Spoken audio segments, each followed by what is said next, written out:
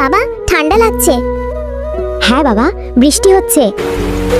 আরে বাবা, এত জোরে বৃষ্টি হচ্ছে, তুমি বৃষ্টির মধ্যে কি করছিস? চল ঘরের ভিতরে, বৃষ্টিতে খুব মজা লাগছে।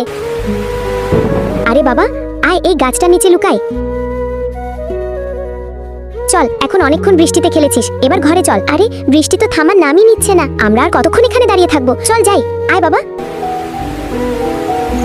না, অসুস্থ হয়ে পড়বি, চল ঘরে যাই।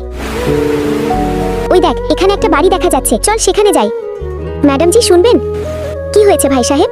ম্যাডাম জি, আমার ছেলের শরীরটা ভালো নেই, সে বৃষ্টিতে ভিজে যাচ্ছে, একটু সময়ের জন্য কি আপনার বাড়িতে থাকতে পারি? তোমার তো ওকে নিজের বাড়িতে নিয়ে যাওয়া উচিত, বৃষ্টির মধ্যে নিয়ে কোথায় ঘুরছো? ম্যাডাম জি, বৃষ্টির কারণে আমাদের ঘর ভেঙে পড়ে গেছে, না আমি কোনো অচেনা মানুষকে আমার বাড়িতে রাখতে পারবো না, তোমরা এখান থেকে চলে যাও।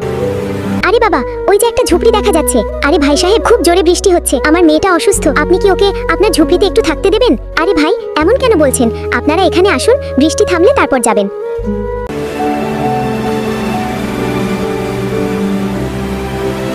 আরে আমার তো খুব মজা লাগছে।